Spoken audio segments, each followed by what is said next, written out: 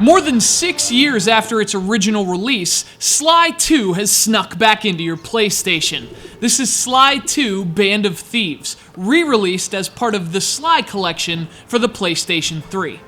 For my money, the PlayStation 2 didn't have a better series of exclusive platformers than Sly Cooper. From dark alleys to rainy rooftops, the original Sly Cooper took players into a cel-shaded mystery world, a place where platforming and stealth came together for a genuinely clever gameplay concoction. I'm heading toward your position. Jump in fast so we can get out of here. And the team at Sucker Punch did an even better job with the sequel. A lot of changes were made for SLY 2, but perhaps the biggest is that Sly isn't working alone this time, at least not in the field. His pals Bentley and Murray, who played only supporting roles in the first game, are now fully playable. In fact, using all three of the characters and utilizing their distinct skills is imperative to pulling off the capers. The only problem with that is neither the brains nor the brawn offer very good platforming. For that, you have to go back to Sly, and although the added gameplay variety is nice, the raccoon is clearly the star of the show.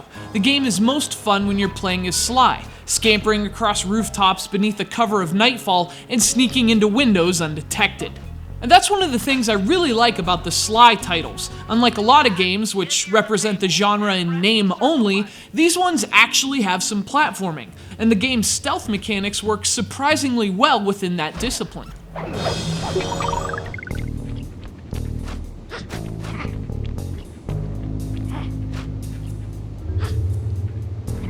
It's kind of strange to think of stealth and platforming working together, but that's what makes Sly Cooper fun, and the balance is even better in SLY 2. The sequel also makes some changes in terms of structure. SLY 2 has a much more open world feel than its predecessor. You have a safe house from which your team operates, and from there you're free to walk around, pickpocket enemies, and choose missions, and you do it all at your own pace. That gives the game world a kind of living and breathing feel, and so do the missions themselves. You can't just pull off the job, for example. Reconnaissance is necessary, and as Bentley comes up with a scheme, the team has to work together to make that plan work.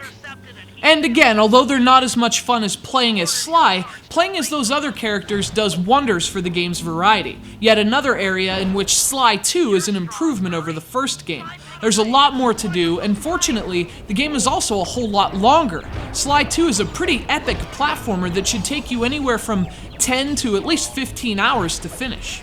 Like the original Sly, however, SLY 2 is perhaps better than ever in this PS3 version.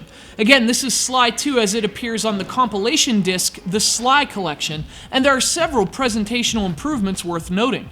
The game is now presented in beautiful widescreen, and new character models have been thrown in as well. The game has always had a great style, and that remains intact here. If anything, it just looks better.